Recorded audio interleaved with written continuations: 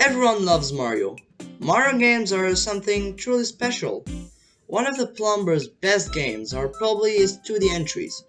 Between the classic Super Mario, Mario 3, the iconic Super Mario World, and the modern looking new Super Mario Bros. And its clones, Mario's adventures in the second dimension really are some of gaming's best experiences. But what if I tell you that there's a way to get an infinite flow of wonderfully charming Mario levels? A place where you can create and play your very own fun-packed world. Well, look no further than Super Mario Maker 2. The idea behind Mario Maker is really good. Nintendo giving us the tools to make our very own Mario games is a childhood dream coming to reality. Unfortunately, the whole Mario Maker experience isn't that, how can I say this, brilliant. Don't get me wrong, I really enjoy Mario Maker 2. After all, it's my most played game on the Switch.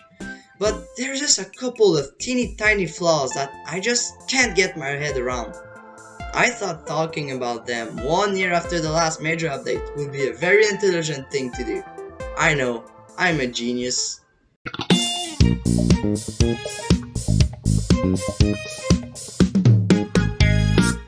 I think Mario Maker 2's first flaw is the most obvious one. It needs more stuff. By that I mean more power-ups, more enemies, more level themes. It does already have a good sample of all of that, but there's room for more. At this point, I wouldn't even be angry if they'd release more content via paid DLCs. I'm pretty sure that everyone who has already played Mario Maker has once think of at least one cool addition they could have added to the game. For example, the penguin suit, the ice flower, the hammer suit, the tanuki suit, and the acorn all feel like they belong in the game, but for some reason aren't there. Some people even modded the game to put more content in it, and they did a pretty good job. It's a recurrent problem with Nintendo games.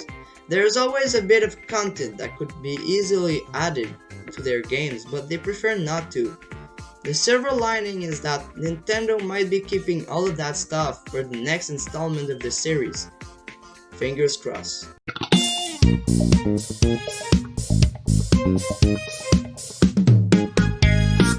Now let's talk about the second flaw, which is a more subtle one. The online. Oh god, is it bad. I can't even count the numbers of time I tried to get to a higher rank in the competitive mode, but just couldn't. About 2 games out of 3 are super laggy. It might be my connection, but I don't have the problem with various other games.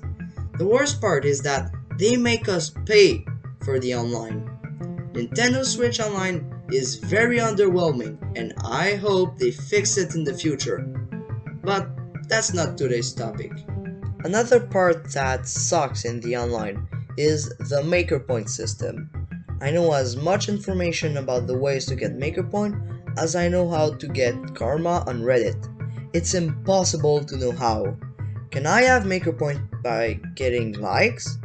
Does Boo take away points? And while we're on the topic of Boo, could you please tell me how many I have so I can get better? It's just a big enigma that I don't want to make sense of. Nintendo has been pretty out of touch with almost everything related to the internet. I wasn't surprised by those annoyances, but I was still let down by them, especially on the long run. I hope they one day get the message, but I don't really think Nintendo will ever even try to understand the outside world. They cut their link with society a long time ago, and they are only digging bigger moat to scare people away. Yeah, I can make metaphors, you know. I'm something of a poet myself.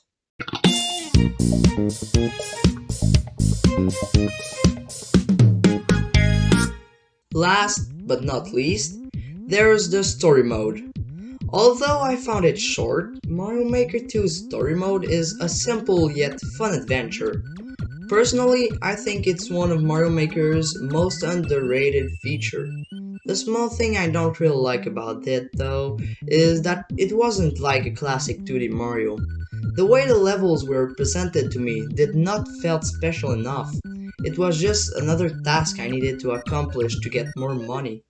In other 2D games, I'm sometimes forced to finish a hard level to get further in the story. The fact that some hard levels in Mario Maker 2's story mode could just be avoided made the whole experience way easier. I know the main attraction here wasn't the story mode. I think it was never really meant to be this huge selling point.